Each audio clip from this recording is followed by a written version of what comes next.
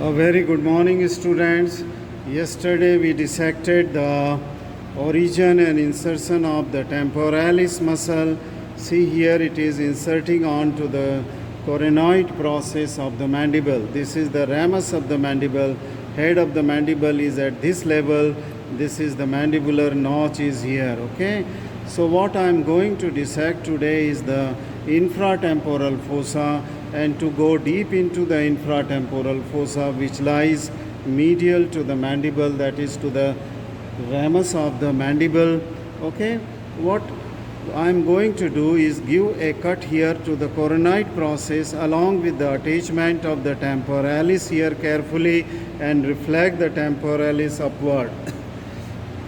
Second cut which I am going to expose the infratemporal fossa will give a transverse cut onto the neck of the mandible here, and then and another cut here onto the ramus of the mandible above the level of the mandibular foramina on the medial surface of this ramus, and will make a window through which I will dissect the infratemporal fossa. Now this can be visualized here again from the Theme Dissector volume 2 authored by me. Now at present our dissection is like that, where the temporalis is attached onto the coronoid process. I am going to cut this coronoid process, will give a cut to the mandible and to the ramus, say mandible at the neck and then at the ramus of the mandible, and somewhat a similar window I will expose here of the infratemporal fossa, where the lateral pterygoid, okay, and medial pterygoid along with the maxillary artery and the branches of mandibular nerve are seen. In the deeper dissection when I will go, I am going to expose the medial pterygoid after removal of the lateral pterygoid as it is seen in this diagram. Okay, I will try to find as many structure I could find. Okay, so after dissection I will come back to you.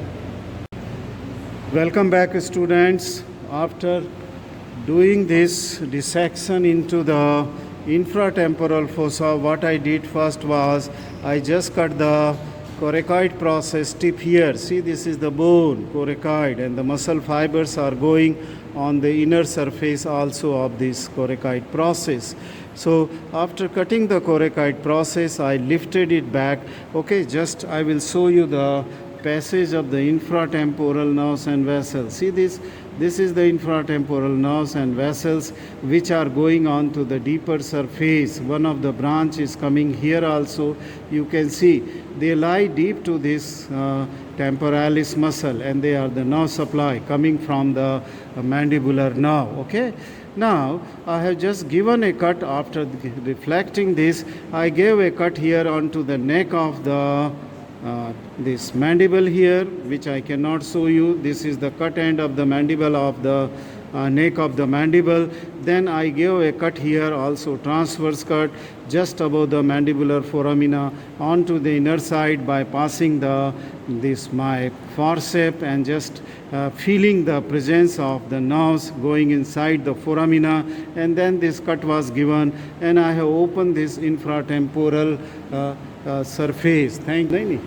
Hello, by mistake, okay, in the previous description a minute back I told it as a coracoid process, but this is the coronoid process of mandible. Sorry for the wrong use of the word. Welcome back, students.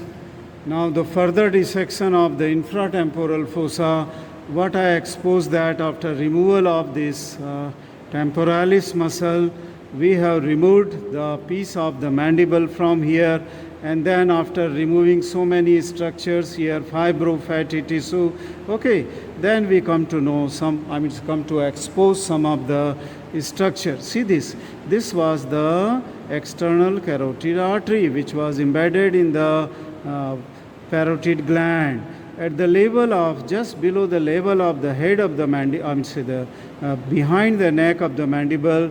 Here we see that it is dividing into two different terminal branches. Then these terminal branches, which is in continuity to that of the external carotid artery is this artery which is going here. You can see here this going here, and this is the superficial temporal artery. Okay, I hope you are able to see this superficial temporal artery. Okay, it is little tortuous here.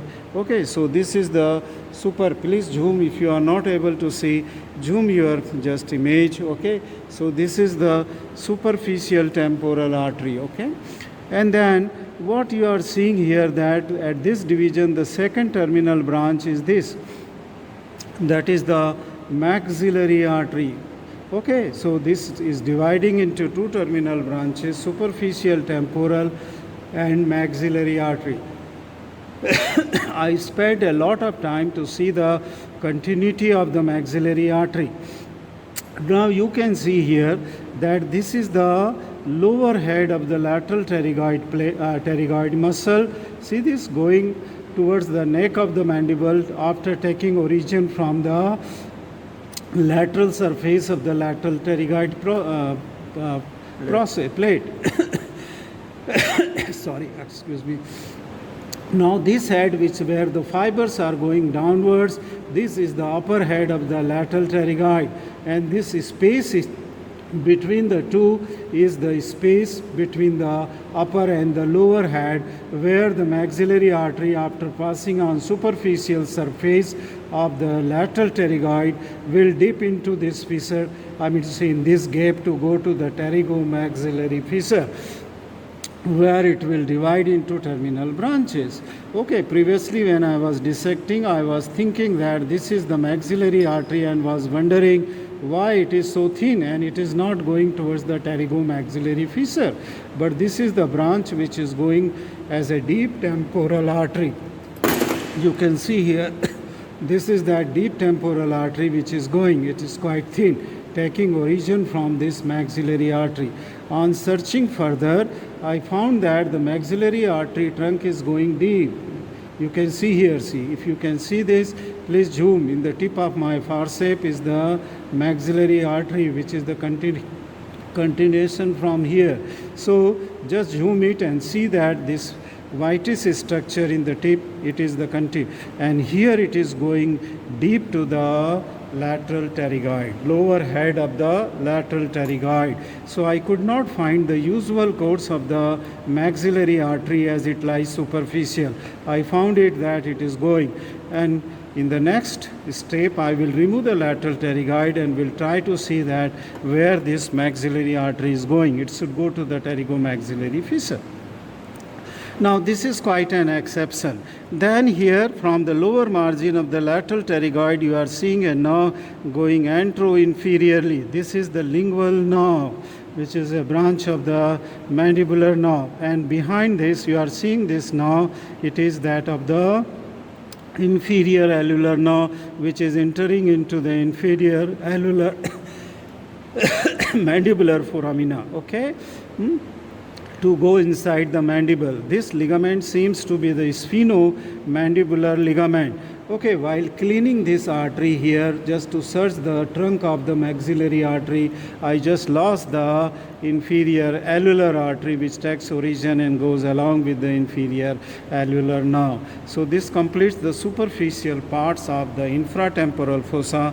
In the next step, what I am going to do is that I will remove carefully this lateral pterygoid muscle, that is the lower head, and will try to follow the maxillary artery, and then I will also expose the medial pterygoid muscle with its superficial and the deep head. Thank you very much. Welcome back, students, for the dissection of the infratemporal fossa. So I was suspecting that the maxillary artery must be going here deep to the lateral pterygoid lower head, and it was the case. You can see here the maxillary artery. See this? This was the branch which we have dissected superficial to the lower head of the lateral pterygoid, and it was going. This is the branch, the deep temporal branch, right? And then from the trunk here, if we follow the trunk, this was going deep to the lateral pterygoid, which is quite a rare anomaly.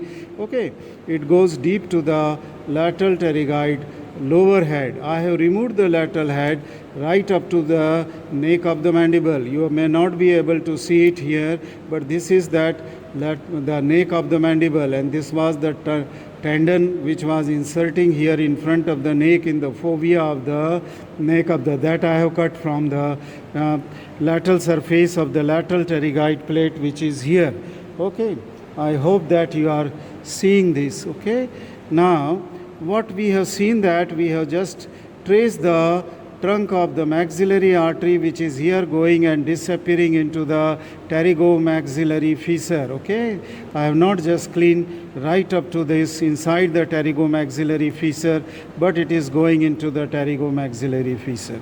In its terminal part, it is followed by this terminal end of the mandibular nerve, which will give a branch to the buccal branch, and a branch which will go as a deep temporal nerve. Okay, so this is that terminal end of the, which follows the maxillary nerve. What we have seen here, after removal of the lateral pterygoid here, we have seen this medial pterygoid. That is the head of the medial pterygoid, the deep head of the medial pterygoid, which takes origin from the medial surface of the lateral pterygoid plate.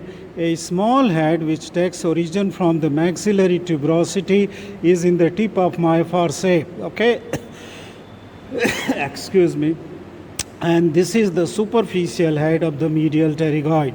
On the medial pterygoid, we have seen this was the lingual nerve, and this is the inferior alveolar sphenomandibular ligament were there, and this is the surface of the medial pterygoid on which they are lying.